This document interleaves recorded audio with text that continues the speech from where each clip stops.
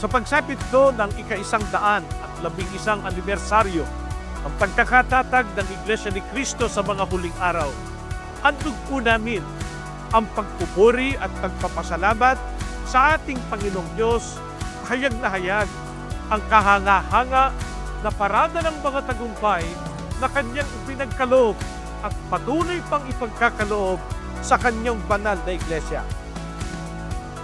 At ang lalo pang kahayagan ng Kanyang dakilang pagmamahal ay ang paglalagay niya po ng pamamahala sa Iglesia at ginagabayan ang kawan.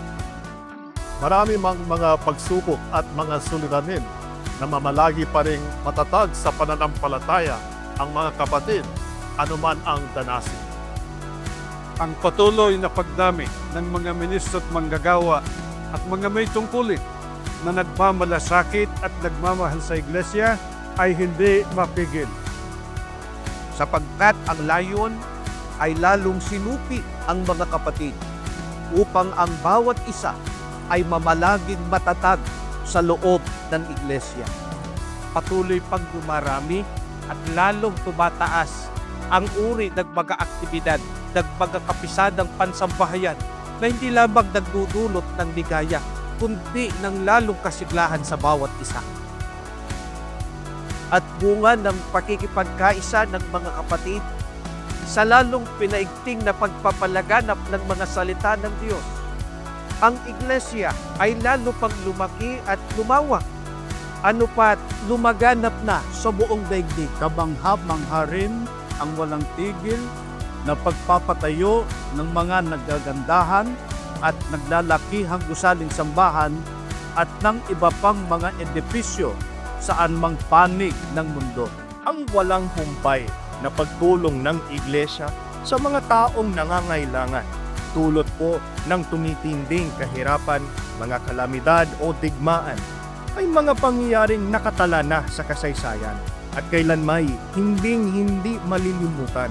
Lubos po kaming sumasampalataya na ang lahat ng mga kahanga-hangang tagumpay na ito ng Iglesia ay gawa ng makapangyarihang kamay ng ating Panginoong Diyos.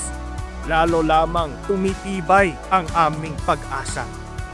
Sa panahon pong ito nalaganap ang kasamaan at kaguluhan, tumitinding kahirapan at mga kalamidad, mamamalagi pa rin po kaming matatag at aktibo sa pagtupad ng aming tungkulin.